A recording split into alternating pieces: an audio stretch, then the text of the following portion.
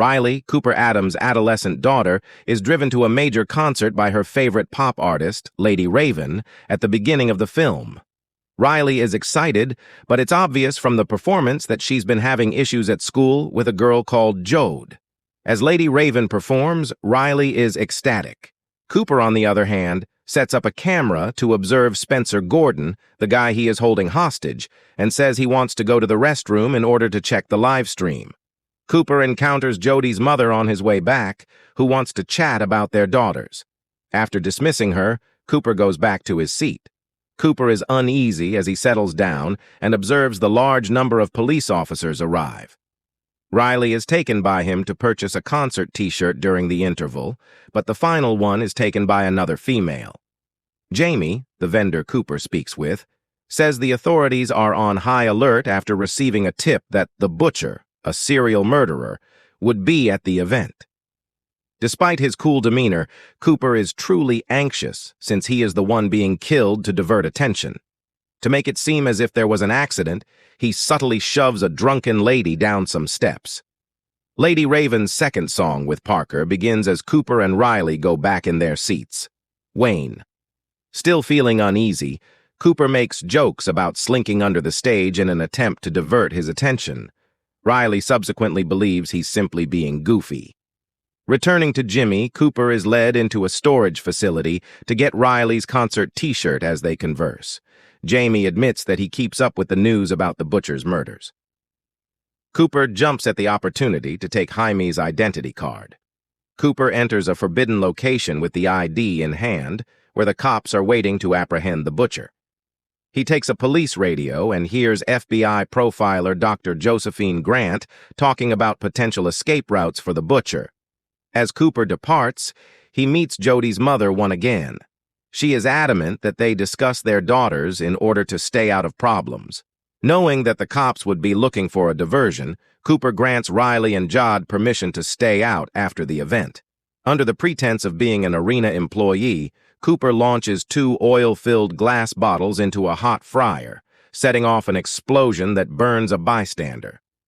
Using Jim's ID and a code word, he then makes his way to the roof and deceives 2 SWAT officers into believing he should be there.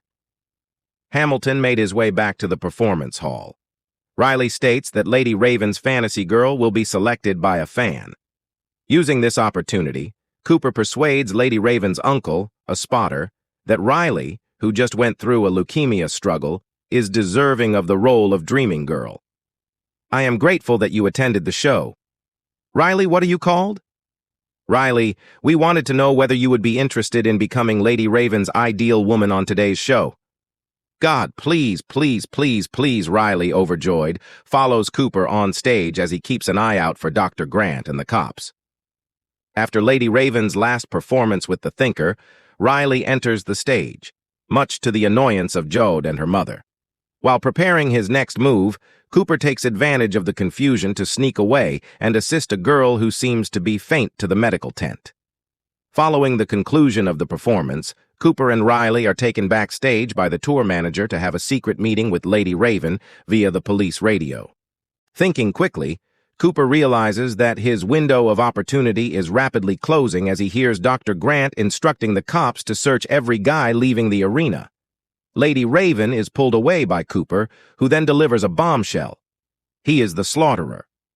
Using his phone, he gives her a live stream of Spencer's whereabouts and makes threats to release carbon monoxide into the room. He persuades her to assist him if she reveals his name to anybody. Steal away by slipping them out of the limousine so the cops can't examine it. It's possible to save him. I will release him. You will ask my daughter and I whether we would want to ride in your limousine before driving us out of here, if that is all you do in front of everyone. If you signal them inside the limo, I'll push it immediately. Lady Raven offers to drive them home leisurely, and Riley accepts with gusto, relishing the opportunity to spend more time with her hero. But when they go home, Cooper is nervous because he thinks Lady Raven could be up to something. At the door are Cooper's wife, Rachel, and their kid, Logan. Rachel extends an invitation to Lady Raven to join her for dinner, and as they dine, Lady Raven deftly directs the discussion toward the butcher, offering insights from her investigation into the murderer. She talks about how he probably has an OCD, how he commits his crimes using makeshift homes, and how a ticket stub discovered at one of his crime sites gave the police a lead on his attendance at the event. Lady Raven offers to start playing a tune on the piano as Cooper attempts to end the discussion. When no one was around, I would steal Cooper's phone because I was fearless like a storm on the sea, gathering power like an AOSS. Raven excuses herself and locks the door before using the restroom. As she tries to assist Spencer escape, she unlocks Cooper's phone and speaks with him. She even starts a live feed for her followers in the hopes that they would be able to locate Spencer. After one of the fans identifies the location, Raven tells her to contact the police. Rachel, meantime, listens outside the bathroom door and becomes more and more suspicious. Rachel is eventually told the truth by Raven. Cooper is the slaughterer. Cooper, furious, smashes through the bathroom door, but by then his kids and wife have gone, and Spencer is free, desperate to keep Raven from escaping. As they plot their next course of action, Cooper chooses to have her handcuffed herself. However, Raven, seeing his weakness, speaks to him in a manner that makes him think of his mother coercing him into confessing that he was going to kill one more person before hanging himself. I'll simply do one last one before taking my own life. The monster can only be stopped from telling tales in this manner. Yes, they exist, but monsters aren't real. He pauses in mid-step as he prepares to open the garage door and let them out. The police have swiftly encircled Cooper's home, and Rachel, Riley, and Logan are outside. Never one to give up lightly, retreats by way of a secret passageway that opens onto the neighbor's yard. With the intention of stealing Lady Raven's limo, Cooper poses as a SWAT officer and slips back inside. Lady Raven rolls down the window and draws a throng of admirers, but he shackles her to the door to prevent her from fleeing. "Help me, lady, to phone the cops." When the cops show there, a tense standoff causes the limo's tires to blow out, bringing it to a halt, only the SWAT outfit left behind. Cooper is still missing as they unlock the door. Once Lady Raven is led to Spencer's location, the fan who identified the location welcomes her and expresses gratitude for the assistance. She gives appreciation to the fan and then reassures a frightened but secure Spencer. Since her children are safe with her sister, Rachel is at home alone with her kids. Returning covertly, Cooper accuses Rachel of phoning the police to complete the task he began. Rachel acknowledges that when Cooper began behaving strangely and had a cleaning chemical scent, she grew concerned. She discovered and reported one of his fictitious crime scenes. Cooper is ready to murder her when Rachel gives him a piece of pie that she cooked. After Cooper eats it, the poisoned pie causes him to begin having hallucinations.